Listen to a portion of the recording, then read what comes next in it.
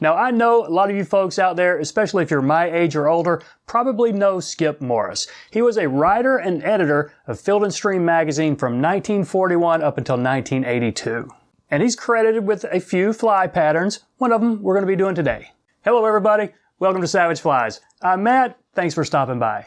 So this pattern created by Skip Morris, I'm not sure what year, but probably sometime in the 60s or 70s. I found it in Randall Scott Stetzer's Flies the Best 1000.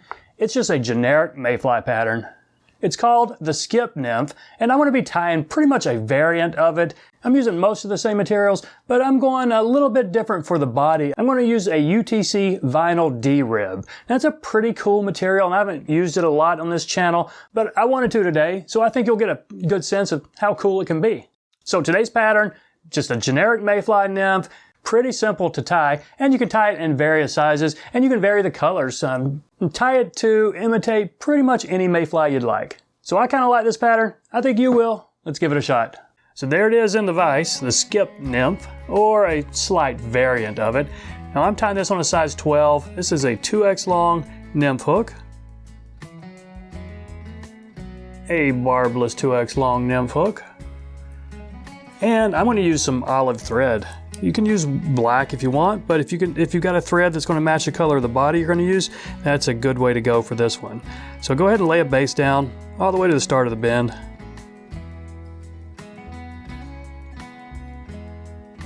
Now let's catch in the tail. 3 strands of pheasant tail fibers.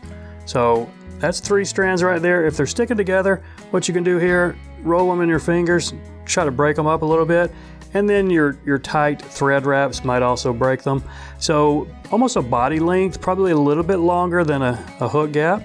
So let's go ahead and catch this in a pinch wrap right here, and maybe 2, and make sure they're on the top of the hook. And that's pretty close right there. So I'm good with that. I'm just going to take some loose wraps up here and help this make my underbody. And it's going to be about to right there. So I'm good with that. Now what you can do right here, probably not that important, but spend a few wraps of thread just to build a little bit of taper. So maybe go down halfway and then back, and then just get a slight bit of a taper right here.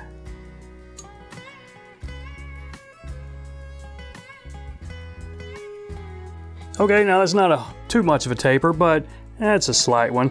So what we'll do next, now this is a trick here. I'm using a UTC vinyl rib, and this one's in green. So this, you'll also see it called a D-rib. It comes in various colors, all kinds of colors. Right here's a rust, and then I've got a yellow right here, so you can make this nymph in really any kind of colors you want. But take a look at it, why it's called the D-rib. Let me see if I can show you a cross section of it. You see that right there? Sort of, you can see that it's a D.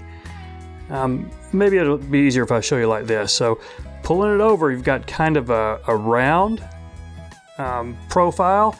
If you have it on backwards, you've got a flat profile. So that's something you'll want to keep in mind. You want the round profile up. But the trick for catching this in is just singe the tip and then pull it real quick. So watch this. Okay, so I singed it and then pulled it, and so I've kind of created a flat spot. And you might need to trim a little bit of this off. So let's see right here. Yeah, I'm going to trim just a little bit of that off right there, but I've got my flat spot that's going to make it, you know what, I probably don't even need to trim that, so I think we're good. So pay attention to how you catch it in. You kind of want the round side up. So okay, I've got, let's go a little bit farther back than that.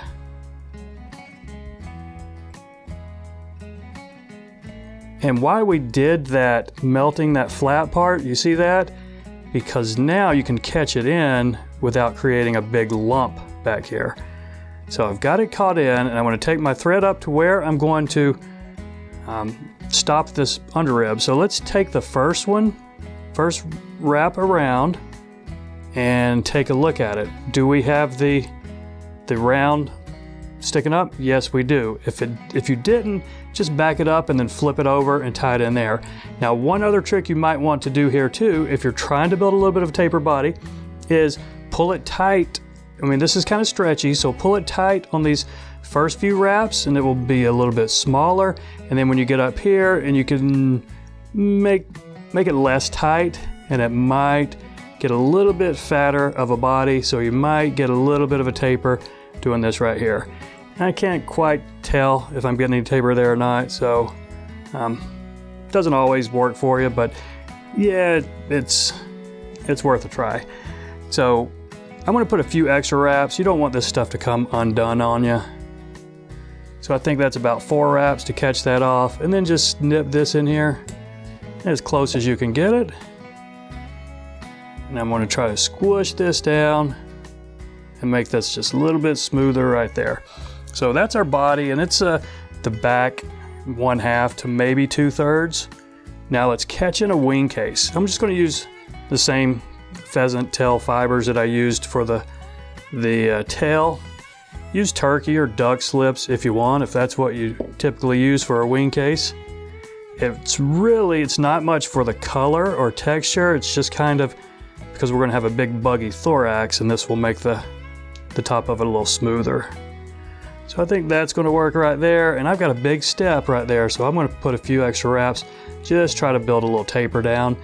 It's probably not going to be seen because we're dubbing it pretty thick, but if you build a little taper, it will make it easier to wrap this thorax.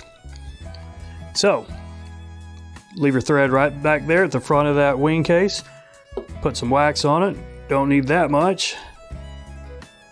Now here's an option. If you have a colored, brightly colored Hare's mask, this one is caddis green, so I like this one. But if you don't have this and you've got natural, that's fine too. I will take some of the guard hairs right at the base of the ear, above the eye, pull those out, and then I'll pull some from the cheek. So I get a mix of spiky guard hairs and, you know, the smoother rabbit type hairs. And I'm going to put this on here pretty thick, but also kind of tight. Because after we get the thorax wrapped, one of the last steps will be to pull it out with our brush or pick.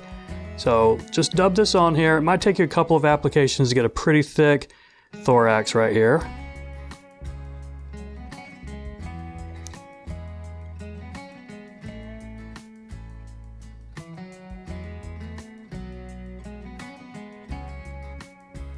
Okay, that's pretty thick thorax. I kind of like that. Let's go ahead and pull this wing case over. And this was about, what did I say, 10, maybe 12 fibers. Looks more like 10. Let's put a couple of wraps on it right here. And that's going to be fine for a wing case. So let's snip this off pretty close right here. There we go. And I'm just going to pull a little bit of these back, see if I can get a clean head, take my thread right back to the eye, and then build this ramp back up.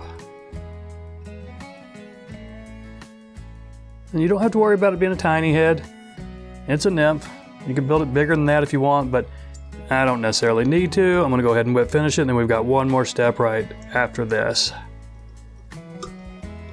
I'll put a drop of head cement on it, just because it's easy and I've got plenty of room right there. So what we want to do here, we want to get this thing fuzzy. So take your dubbing brush or a toothbrush or your bodkin, or if you got this little thing right here, I have a little popsicle stick with Velcro on the end, and I'm just going to brush it out. And don't be afraid to get rough with it. We're going to pluck a lot of these out, and if it gets too long, we can just, you know, trim it up later. Okay, so I think that looks fine. Enough legs coming out of that thorax. If you get too many out, just pluck them. I don't usually go back with my scissors, but I will just pluck them out right there. And there you go, the Skip Morris nymph variant of it. A drop of head cement, and I'm going to put it in my box. So there you go, folks. Pretty simple pattern, pretty fun to tie, and can be a very effective fly. So I appreciate you watching. Y'all take care. We'll see you next time.